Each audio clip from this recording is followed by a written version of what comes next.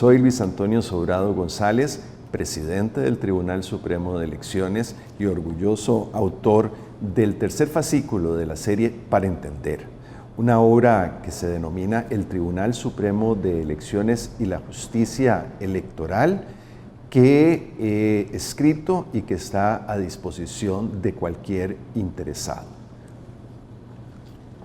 Empecemos. Hace muchos años, quien fuera arzobispo de San José le preguntaba al presidente del Tribunal Supremo de Elecciones: ¿qué hacen ustedes los magistrados cuando no están en elecciones? Y este le contestó: lo mismo que ustedes los curas cuando no es Semana Santa. He traído a colación esta simpática anécdota porque refleja el relativo desconocimiento de todas las funciones que corresponden a nuestro tribunal y que justifican plenamente la elaboración de esta obra y su difusión en la sociedad costarricense. Eso sí, quiero advertirles que no voy a agotar todos los temas de esta publicación y más bien los invito a que la lean y la descarguen en nuestro sitio web institucional. Elecciones y democracia. La Constitución Política Costarricense realiza una apuesta rotunda por la democracia, lo que supone, entre otras cosas, que el gobierno de la República y los gobiernos municipales son representativos, una representación que se construye a partir de votaciones periódicas de un gobierno alternativo, y esas elecciones suponen darle al soberano, que es el pueblo, la capacidad de renovar las estructuras de gobierno. Y es por eso que el sufragio es el instrumento básico de participación popular. Esa participación popular, en primer lugar, se manifiesta cuando elegimos presidente de la República y diputados, y 2 años después, también las principales autoridades de los gobiernos locales. En cada cantón seleccionamos entonces alcaldes, regidores, síndicos, concejales y en algunos distritos también intendentes. Pero también el sufragio vehicula las consultas populares, que pueden ser referendo o plebiscito, tanto a nivel nacional como a nivel local o municipal. Las elecciones y la democracia electoral es un engranaje donde el protagonista sin duda es la ciudadanía. Al fin y al cabo, unas elecciones son un acontecimiento crucial en democracia, en donde son ciudadanos los que se postulan y son ciudadanos los que eligen dentro de la oferta partidaria. Los partidos políticos, además de animar la discusión preelectoral, fundamentalmente, uno de sus roles fundamentales es postular esos candidatos. Candidatos que en contienda se disputan el favor del electorado bajo la dirección de la organización electoral que organiza, pero también arbitra estas contiendas político-electorales. Hablemos ahora de la función y la institucionalidad electorales, porque en el caso de Costa Rica está prevista una cuarta función del Estado. A la par de las funciones legislativa, ejecutiva y judicial, se coloca la función electoral, caracterizada constitucionalmente como organizar, dirigir y vigilar los actos relativos al sufragio, y hacerlo con exclusividad e independencia. Esa función está atribuida justamente a nuestro tribunal como órgano permanente, especializado y autónomo que con rango de poder del Estado y sin injerencia de los partidos políticos se encargan de esta tarea crucial de la democracia. Sus decisiones son irrecurribles, volveremos sobre esto. De esta manera, en el 49 concretábamos en nuestro medio el modelo latinoamericano de institucionalidad electoral, que significa apartar al Ejecutivo de la administración de las elecciones y al Legislativo de su calificación, como era antes en el siglo XIX y todavía sigue siendo así en algunos otros lugares del mundo. Esa institucionalidad electoral tiene como corazón, como centro, a los magistrados que conforman el Tribunal Supremo de Elecciones. Bajo su dirección funciona un registro electoral que es el principal responsable de toda la logística de las elecciones, actuando bajo la dirección de los magistrados. El registro civil también lo menciono porque este despliega dos funciones importantes en materia electoral. Uno, la elaboración de las listas de electores, y dos, la emisión de las cédulas de identidad que, entre otras cosas, nos permiten identificarnos en el acto de votación. Tenemos también previstas a nivel constitucional juntas electorales que tienen un papel crucial en la recepción del voto de los ciudadanos el día de las elecciones. Estas juntas son el único sector de la institucionalidad electoral que no es permanente y segundo, que es integrado a partir de una representación partidaria. Y finalmente, el Código Electoral de 2009 erigió un Instituto de Formación y Estudios en Democracia, responsables de capacitación, pero también de formación y propalación de cultura democrática, dado que una democracia solo es sostenible si esta cultura está firmemente arraigada en la ciudadanía. Los magistrados electorales tienen roles distintos. El primero, sin duda, se desprende de lo que veníamos hablando, y es que es el órgano superior de la administración electoral, dirigiendo la actuación del resto de la administración electoral inferior. Pero también tiene lo que yo he calificado en nuestro medio como potestades cuasi legislativas. Una es interpretar de manera exclusiva y obligatoria las normas legales y constitucionales en la materia electoral. Pero segundo, también destaca que en el trámite de formación de la ley electoral, la Asamblea tiene la obligación de consultar el criterio del tribunal sobre los diferentes proyectos que lleguen a presentarse. Y la opinión del tribunal es vinculante. Esto significa que para apartarse de ella requiere de una votación calificada, una votación ampliamente favorable en el seno de la Asamblea Legislativa. Aún así, cerca de las elecciones no se pueden convertir en ley proyectos adversados por el Tribunal Supremo de Elecciones. Y en tercer lugar, la justicia electoral, que es dictar sentencias que resuelven definitivamente conflictos en la órbita político-electoral. Sobre este rol volveremos más adelante. De acuerdo con nuestra Constitución, el tribunal está conformado por 3 magistrados propietarios y 6 suplentes. Sin embargo, en la época cercana a las elecciones, 2 magistrados suplentes se integran al pleno propietario para conformar durante ese periodo un tribunal de 5 miembros. Todos los magistrados son designados por la Corte Suprema de Justicia y deberán de reunir los mismos requisitos establecidos para ser magistrado judicial.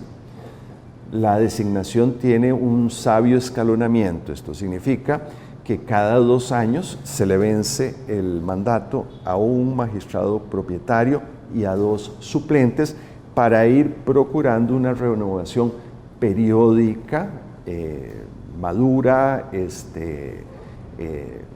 detenida del cuerpo de magistrados.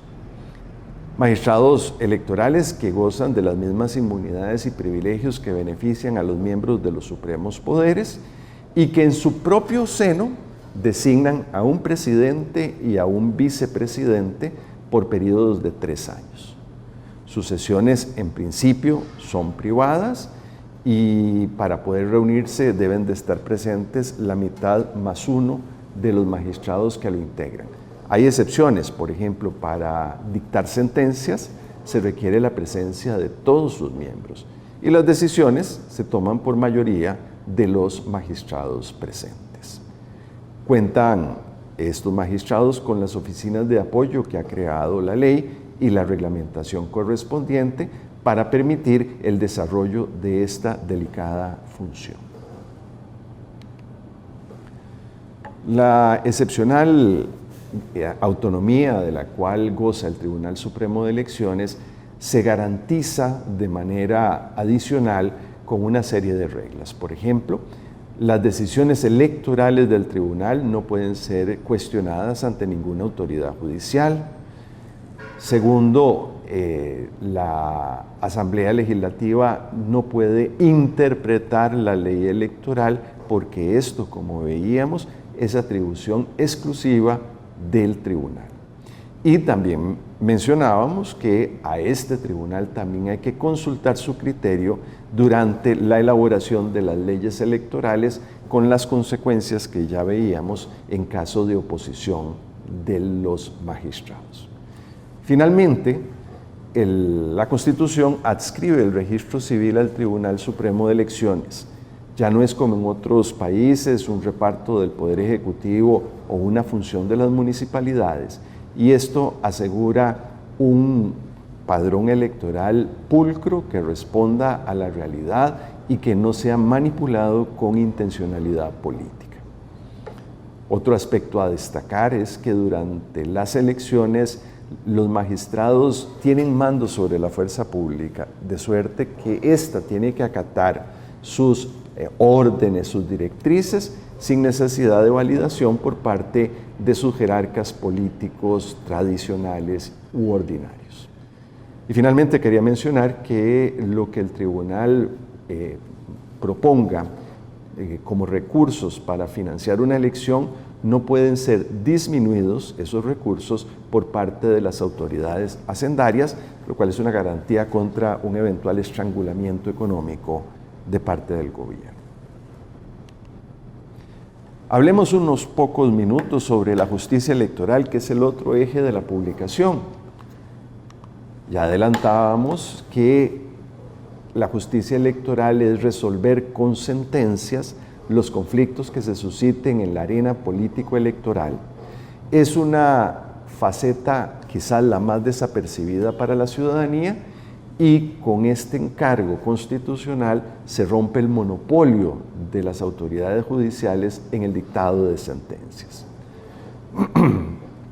La justicia electoral fue de alguna manera remodelada, reconstruida en la década que va del año 2000 al 2009.